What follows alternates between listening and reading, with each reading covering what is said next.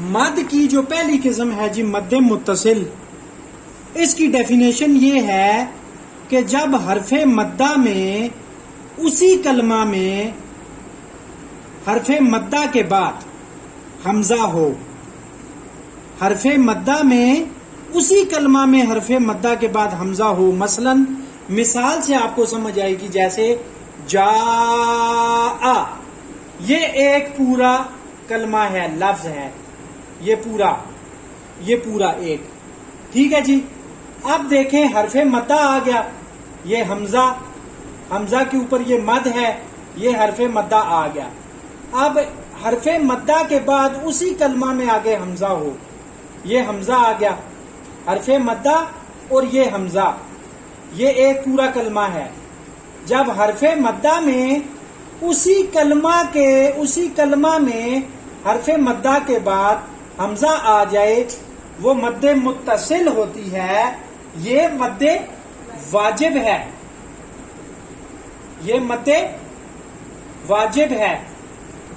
اگر اس مد کو لمبا نہ کیا تو آپ کو گناہ ہے، کیونکہ واجب کو چھوڑنا انسان گناہ کا مرتکب ہو جاتا ہے. دوسری مثال جیسے ماء، اب اسی طرح ماء میں یہ پورا ایک کلمہ ہے، ماء، حمزہ اور مد کے بعد اسی کلمہ میں آگے حمزہ آ گیا، ٹھیک ہے. اسی طرح آگے والی مثال ہے سوءن میں واو مدہ کے بعد اوپر بڑی مد کے بعد اسی کلمہ میں حمزہ آ گیا. تو یہ 3 مثالیں میں نے آپ کے سامنے لکھی ہیں. آسان، جب حرف مدہ میں اسی کلمہ میں مد کے بعد یہاں پہ مد کے بعد حمزہ ہو تو وہ مد واجب کہلائے گی، مد متصل. اس کو 4 الف کے برابر لمبا کرنا ہے، ٹھیک ہے جی.